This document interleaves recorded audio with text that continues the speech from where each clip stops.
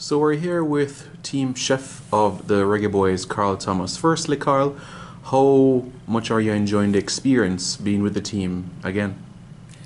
Well, it's always a phenomenal experience to be called upon to do national duty. It's not only something that I'm proud of as an individual, but also proud to be a Jamaican and being asked to do something that is so special.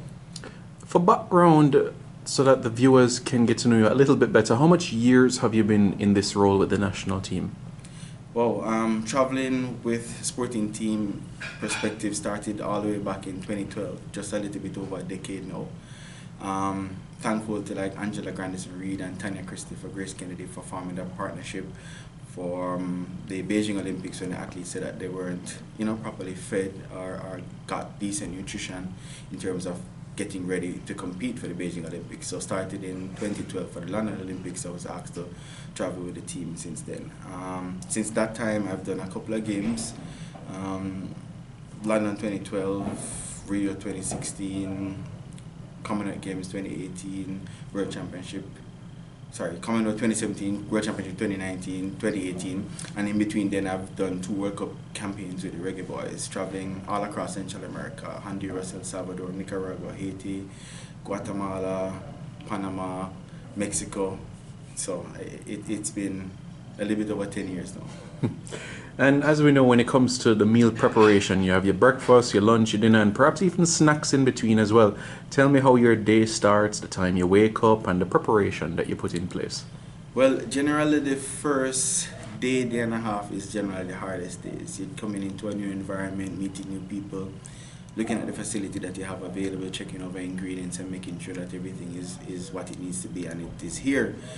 Generally my alarm goes off by 4:30 a.m. in the morning. I'm up, getting ready, be in the kitchen by 5:30, and it's just one service after the other, preparing breakfast, and then breakfast kind of leans into lunch, and then there's a slightly longer window between lunch and dinner, and then basically doing preparation for the next day for breakfast again. Yeah, so it's just one continuous day. Days are like sometimes 14 hours if it's a short day, sometimes 18 hours if it's a long day.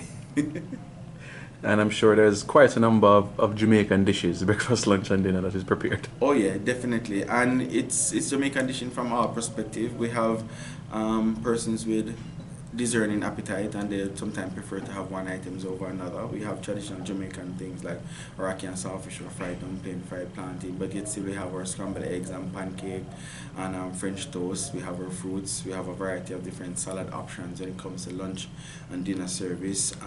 And from your rice and peas to your gungo peas to your jerk chicken to your sweet and sour fish, everything kind of mixed in there at some point in time. So it's like the environment that you have created is like they never left home, in a sense. Yeah, pretty much, pretty much. You want to create that sense of familiarity in terms of the food looking the same, tasting the same, which allows them opportunity to be comfortable with what they're eating, being guaranteed that the food, the quality is good and it tastes the same just as it looks, as if they're having food back home in Jamaica.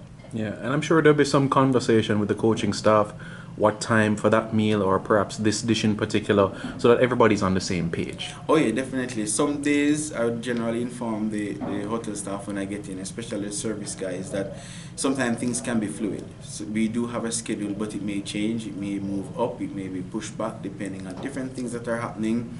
It could be after a training session, the coach needs an additional half an hour to keep a meeting. It could be a case where something was finished earlier, so they're coming for service earlier than anticipated. So little things may change. I must say that most of the properties are very accommodating due to the fact that they feel happy hosting a team, hosting Jamaica's team, so they try as best as possible to make sure that anything that we need, they try to supply it. All right, and finally, Carl, this journey, this current squad, I know you're a big football fan as well, very passionate. Your thoughts about the quality that we have in our squad? Wow, one main word I can say is depth.